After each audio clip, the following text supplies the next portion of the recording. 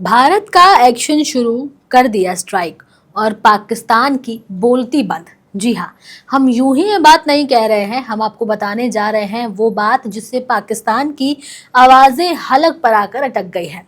भारत ने पाकिस्तान की इस नापाक साजिश का मुंह तोड़ जवाब दिया है, जिससे कई बड़े और कड़े कदम उठाए गए हैं। भारत के खिलाफ चल रहे कई social media platforms, YouTube channel पर भारत ने बैन लगा दिया है। पाकिस्तानी न्यूज़ चैनल जैसे डॉन न्यूज़, जियो न्यूज़, समा टीवी और बोल न्यूज़ के साथ साथ यूट्यूबर्स शोएब अख्तर, आरजू काजमी और सैयद मुजमिल शाह, इन तमाम चैनलों ने क्या क्या बोला भारत के बारे में, ये सब आपको बताएंगे। लेकिन उससे पहले आप हमारे चैनल द हिंदी टॉप को सब्सक्राइब करें, बेल आइकन दबाना ना भूलें ताकि आप तक पहुंचे हमारी हर खबर सबसे पहले।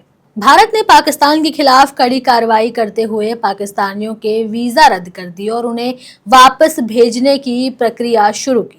अटारी बॉर्डर से 537 पाकिस्तानियों को वापस भेजा गया, जिनमें 9 डिप्लोमेट्स भी शामिल थे। गृह मंत्रालय ने इस संबंध में कड़े निर्देश जारी किए थे। दरअसल इन पाकिस्तानी चैनल ने भारत और पाकिस्तान के संबंधों का मजाक उड़ाया, इस हमले को लेकर गलत जानकारियां भी दी, पहलगाम हमले पर गलत टिप्पणी की और सोशल मीडिया पर भद्दे कमेंट्स भी किए, जिसको देखते हुए सारे चैनल्स बैन कर दिए गए। और भारत सरकार ने ये कदम राष्ट्रीय सुरक्षा और सार्वजनिक व्यवस्था की रक्षा को देखते हुए उठाया।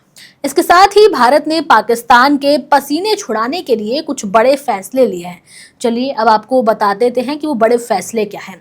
पहला है, इंडस वाटर ट्रीटी निलंबित किया गया है। यानी भारत ने जो 1960 में पाकिस्तान के साथ हस्ताक्षरित इस जल संधि को तत्काल प्रभाव से निलंबित कर दिया, जब तक पाकिस्तान सीमा पार आतंकवाद का समर्थन करना बंद नहीं करता। अब इसको लेकर भी पाकिस्तान में मौजूद कुछ इन्फ्लुएंसर्स और यूट्यूबर्स भारत का मजाक बना रहे हैं और उस पर रील बनाते हुए नजर आ रहे हैं। दूसरा जो सबसे बड़ा फैसला है वो है वाघा अटारी सीमा पर यातायात बंद करने का, जिससे दोनों ही देशों के बीच एकमात्र सड़क मार्ग से यातायात बाधित हो रही है। इसके साथ ही भारत ने SAARC यानी कि south Asian association for religion corporation visa छूट योजना के तहत पाकिस्तान के नागरिकों के लिए यात्रा प्रतिबंध लागू किया है और पहले जारी सभी वीजा रद्द कर दिए हैं। इतना ही नहीं, भारत ने दिल्ली स्थित पाकिस्तानी उच्चायोग से सैन्य, नौसैनिक और वायुसेना सलाहकारों को निष्कासित कर दिया है और इस्लामाबाद स्थित भारतीय उच्चायोग से अपने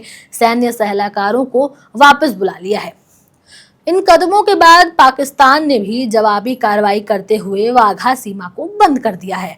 भारतीय विमान के लिए अपना हवाई क्षेत्र बंद कर दिया है। 1972 के शिमला समझौते को भी निलंबित कर दिया है और भारत के साथ सभी व्यापारिक संबंध समाप्त कर दिए हैं।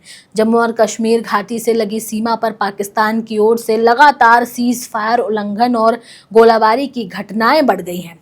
अपने इस फैसले से भारतीय सेना ने पाकिस्तान को मुंहतोड़ जवाब दिया है और सीमा पर स्थिति को नियंत्रण में रखा है। पाकिस्तान ने पहले धर्म आधारित असहमति को बिगाड़ने की कोशिश की, लेकिन जब उसको उसमें असफलता मिली तो उसने भारतीय सेना के भीतर विभाजन पैदा करने की कोशिश की। पाकिस्तान ने भारतीय सेना के वरिष्ठ अधिकारी लेफ्टिनेंट जनरल तरनजीत सिंह के खिलाफ दुर्भावनापूर्ण अभियान चलाया है, जिसके बाद से भारत ने भी इसे पाकिस्तान की हताशा का ही एक प्रतीक बताया है और स्पष्ट किया है कि वो इस तरह के प्रयासों से प्रभावित नहीं होगी। बताते चले कि भारत ने जिन पाकिस्तानी चैनलों को और यूट्यूब चैनल्स पर बैन लगाया है वो अब अगले आदेश तक ही बैन से हटाई जाएंगी। लेकिन हालात देखकर तो ऐसा लगता है मानो कभी भी उन चैनलों को बैन लिस्ट से नहीं हटाया जाएगा। पहलगाम आतंकी हमले के बाद भारत ने पाकिस्तान की नापाक साजिशों का मुंह तोड़ जवाब दिया है। भारत ने पाकिस्तान के चैनलों पर प्रतिबंध लगा करके, पाकिस्तानियों के वीजा रद्द करके और सीमा पर कड़ी प्रतिक्रिया दे करके ये साबित कर दिखाया है कि वो अपनी संप्रभुता और सुरक्षा के मामले में किसी भी समझौते के लिए तैयार नहीं है। पाकिस्तान को अपनी हरकतों से बाज आना होगा, वरना वो दिन दूर नहीं जब पाकिस्तान दुनिया से अलग थलग कर दिया जाएगा।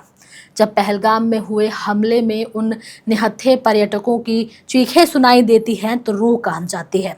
ऐसे में अब सरकार को ये चाहिए कि वो जल्द से जल्द आतंकियों को सजा दे और मासूम लोगों के परिवारजनों को इंसाफ दिलाए।